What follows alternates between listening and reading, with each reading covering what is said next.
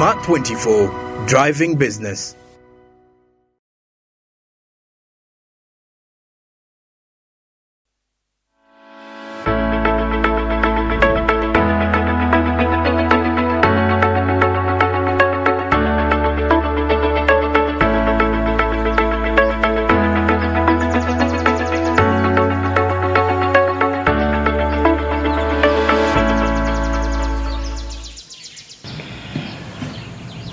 We'll be back from the break. It's exactly 8 a.m. and of course this particular time, it's time for you to get inspired as you start your day.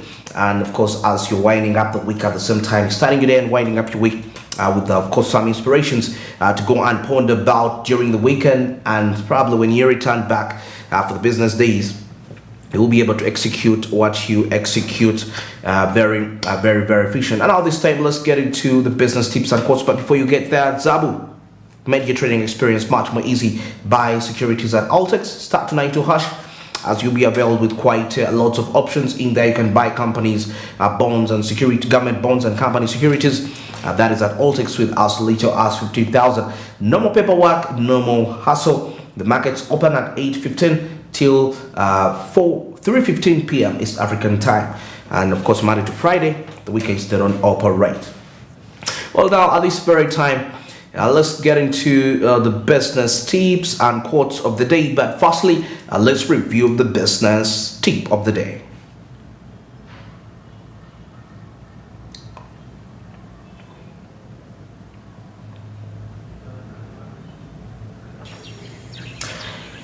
The business tip of the day says the secret of getting ahead is getting started. And of course, the secret of getting started is breaking that is your complex, overwhelming tasks into smaller manageable tasks, and then starting on the first one. Well, that is something very getting started, and you mentioned something about breaking complex tasks into manageable tasks. Now it's well, as much as we could be having visions of what we really want to be in life, of what we want to do in life, there is the long time. Some tasks might be really complicated, and it may not be, you may not be able to execute them in a very short time. In the short time they may take a long time, but the fact that they are long-term tasks, that they need a long-term execution, there should be within those tasks smaller tasks that can be executed at least on a daily basis to enable you head to where you're supposed to head. In other words, in another dimension, if we are to look into this very particular tip rather, we get to realize that you can look, despite the fact that we have the future, the long term, there is also the short term that need to be executed, because when you have a short term execution, that is going to be very easy for you. That's going to enable you to achieve the long term. So the smaller the baby steps that you really break down are very instrumental in terms of, they are very highly determining factors on how far you're going to achieve your vision. Because somebody will tell you, what do you want to do 3 years from now? What do you want to be, a few years from now? And you're going to tell them this, but what have you broken? What are those steps that you do on a daily basis to ensure that you get to that vision that you have to achieve? So as much as we plan for the long term, we need to have the short term reality, which is now, because with that we shall be always dream and dream and dream, and we might never really reach where we're supposed to reach. Well, now let's wind this up with the business quote of the day.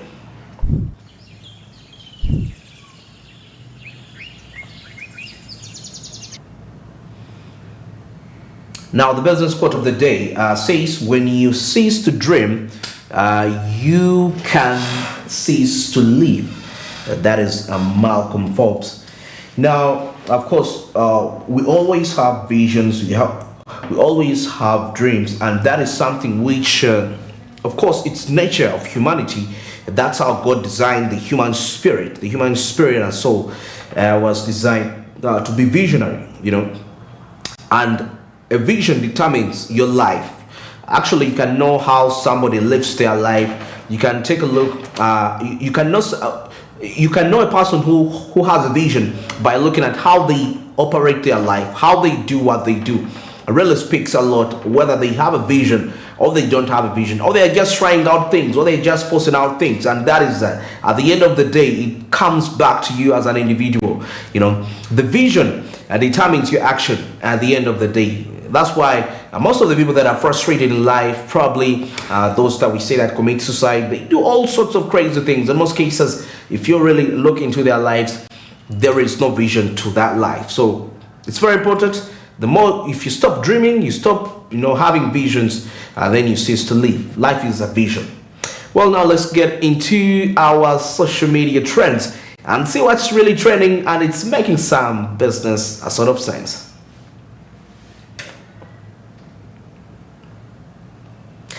Now, firstly, here we see that's the president of Rwanda, and of course, we see President Kagame met with Dan Zelko, that is the vice chairman of the public sector and global corporation head of infrastructure, finance, and advisory group, that is at JP Morgan Venture Capital, and delegation to discuss investment opportunities in Rwanda.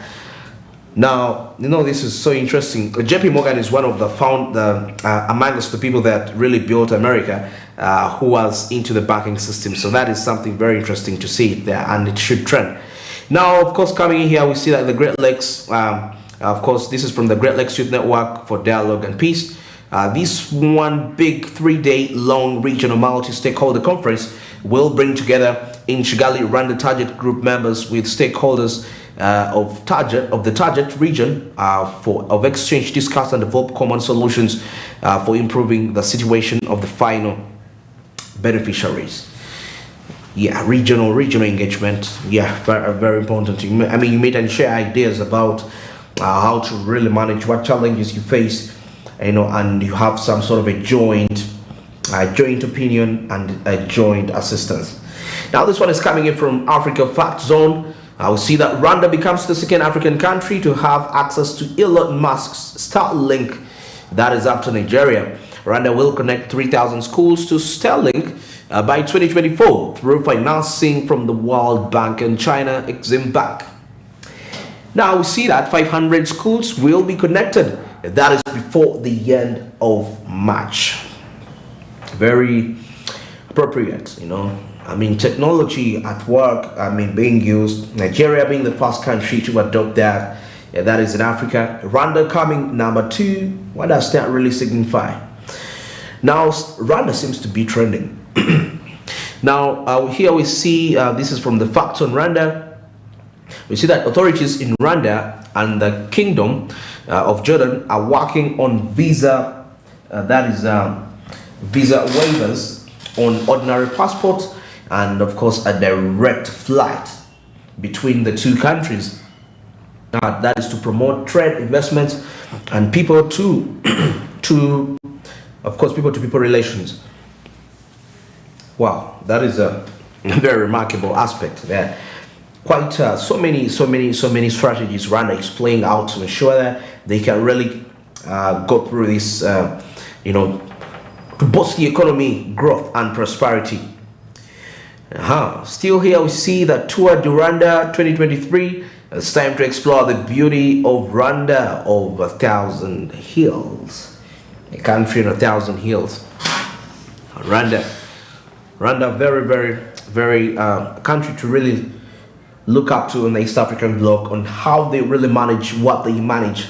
That would be something still interesting. Now, still Rwanda is the only one trending today. We see a trade between Rwanda and UAE past 1 billion. I think we reviewed that in the East African news. Of course, trade increasing, going above $1 billion. That is in 2022. What does that really signify? That is something that means that there is really massive progress at the end of the day for this country. That is Rwanda in there. Trade exceeding $1 billion. Still, we see Kigali is the clearest city in Africa. That is Africa View Facts. That is Kigali downtown street view. Now that is the downtown. If you compare the downtown of Rwanda and the downtown of Uganda in Kampala, you can really see quite a very big difference.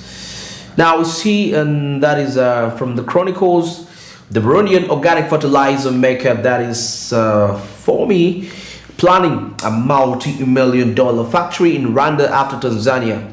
Now, FOMI delegation was here last week. Of course, this is what the person speaking on behalf of Rwanda was there last week. Now, Rwanda government has allocated that is 30.8 billion. Of course, that is 30 million US dollars to import fertilizer this year, which the authorities believe can be invested locally. That is what we're seeing in there. Burundi is starting an organic farm in Rwanda, apart from Tanzania, where they already have one. So now they're opening a branch in Rwanda. No, I mean that is I think that is quite very, very interesting. Now at this particular time, let's get into our update number 2. But this time around, the discussion will be relying on the private sector funding. Let's review this. I'll be back with just some few analysis. Continue to lobby for cheap access to affordable capital. But at the same time, we as Private Sector Foundation, we are designing an initiative because we thought, let's try to do something about it. It won't solve the entire problem, but at least we will do something about it. So that's why we are currently designing the Private Sector Catalytic Fund. This catalytic fund is a financial instrument that is going to target SMEs, is going to target young people, both women and men below the ages of 35. It's going to ensure that the money or credit available to these people doesn't require collateral, and then also it is patient. So if you're a person who wants to access this money from the catalytic fund, but you're going into agriculture, it's going to take you, and you're going to grow coffee, it's going to take you 3 years for that coffee tree to grow, 3 years for you to actually get a cash inflow. We shouldn't be asking you to start paying back immediately. So this catalytic fund is being designed, it's a brainchild of Private Sector Foundation, and we are designing specifically to deal with that problem because we've been talking about it for years. There's still no real solution or a big solution, because we do have some solutions. Some banks will say, okay, for this pot of money, you don't need collateral to access it. But is it sufficient? How many people is it helping? How many people know of it? Would a person in the village be able to access it? So we're trying to come up with what we're calling the Private Sector Catalytic Fund, and it is trying to address that problem in a small way, but it is trying to address that problem. It's because part of our strategy mandate is that we want a sustainable, we want an environment where private sector can grow sustainably, right? For that environment, for the private sector to grow sustainably, you need a conducive environment, natural environment. If you look at one of the sectors we represent, which is tourism, our biggest tourism package is purely on our environment. If you think about the gorillas, those are not man-made. You can't manufacture them, you can't buy them. If you think about windy Renzori, you can't manufacture them. All the national parks, you can't manufacture those. So also, usually what we sell when you're trying to attract visitors to come to Uganda, the number one thing we sell is our beautiful climate, in that it stays at a certain temperature and you'll get fresh air. We sell that. So if we do not protect the environment, you can forget about tourism completely. Completely. That's a whole sector dying because we are not protecting the environment. So we have to protect the environment. But not just for that. Agriculture is our largest contributor to the economy, the largest employer of people. But it depends on the environment. So all that has to be protected, because then there will otherwise be no private sector. And yes, the question was, who is approving them? It's a government entity that gives these approvals. So maybe that entity should be put to task to ensure that they don't approve, setting up of factories in residential areas. Currently in design, and we have been helped to start the design of this by Mastercard Foundation. But we want to start off with at least $100 million to ensure that, and we picked $100 million because that's a substantial amount that can start and help you to galvanize or at least prove the concept, and then you can further grow it. So, but we want to grow it because Private Sector Foundation, we're here for forever. We're in the economy for forever. So what we are starting, what we want to first get fund to start running is $100 million, and then we will start scaling continuously. Because remember, the catalytic fund it's availing capital to SMEs, young people, youth, But that capital has to be returned, and it's patient, but it has to be returned so that it is a continuous revolving fund that continuously, if you've borrowed from us and then you pay back, we should be able to give to somebody else. Remember, our population is growing. There's not going to be a shortage of people who need this finance, so it will be revolving. So we want to start off with at least $100 million to make it, have sufficient impact. The point, some of them don't know that they can access the free zones, but also the requirement is that you have to be a formal SME to access the free zone. So as long as you're not a formal SME, you're losing out on those incentives and the benefits of being in a free zone. So if you're an SME that wants to get those benefits of being in a free zone, because if you're in a free zone, whatever you produce will be tax exempt. You're getting electricity, you're getting access to the infrastructure already, so you just set up. So you're losing those benefits if you stay informal, because you can't access a free zone if you're informal. So now if we encourage SMEs, because my big premise is that a lot of SMEs actually don't know they can access the free zones. If we encourage the SMEs and offer them all this information that if you're in a free zone, you get this, and that will, one, encourage the formal ones to actually get into the free zone, but two, also it will be an incentive for the informal ones to say, you know what, I'm losing out if I stay informal, so I might as well become formal and also tap into those benefits. And that's a good carrot and stick way, where there is an incentive for you to formalize to access the free zone, which is a good way to do it from the free zones authority. Yeah, that is regarding financing. That is for SMEs. And there is something that she talked about when she was sharing this particular discussion regarding funds revolving. I mean, you borrow, you lent money for something, but at the end of the day, you have to return it back. I mean, you make the profit. It's patient. It takes time to really return it back. But then, in a way, it creates some sense of responsibility that is amongst the person that has borrowed this money. So it's very, very, very important in this regard. Now, still, some of the discussions in here, we looked at the need for a sustainable environment for SMEs, because one of the SMEs really contribute a big percentage to the private sector in this regard. So it's very, very essential and very respectful that there is the stable environment of SMEs if we are to see the private sector thrive in a certain way from that. Now, still, we are of course looking at what the government has done to support the private sector. And then we're talking about these funds which are coming in, and of course benefits of SMEs to formalize their businesses.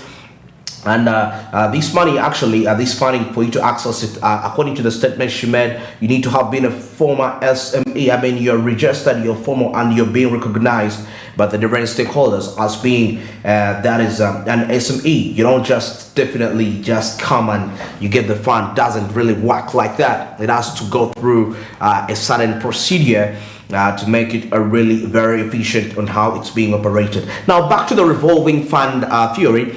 Of course, we're looking at that very aspect of looking into the money that you've borrowed as a business.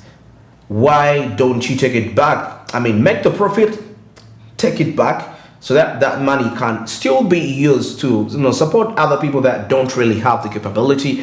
But it's quite unfortunate that in our country, so many times there is money is being given out to these institutions.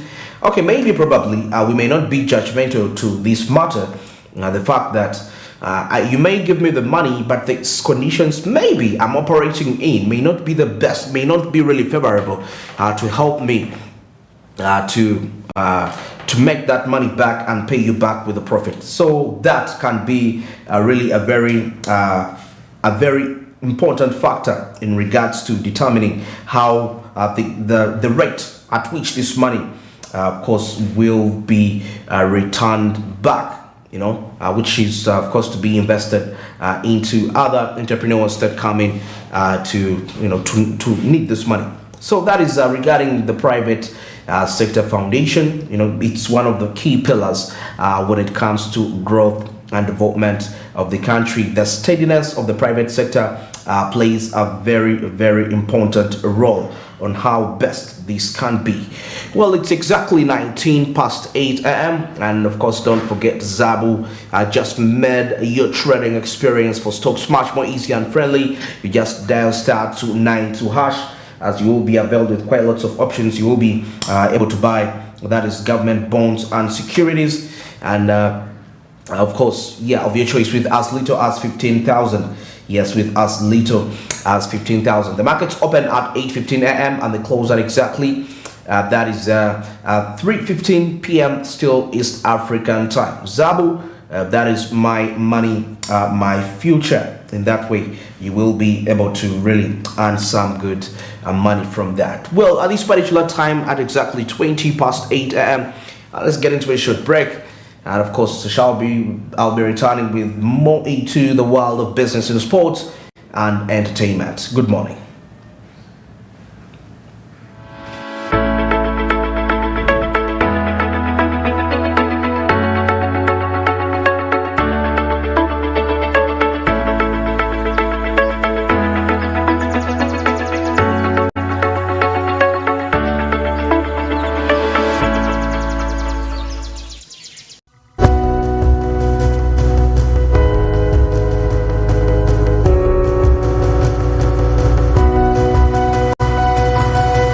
Smart 24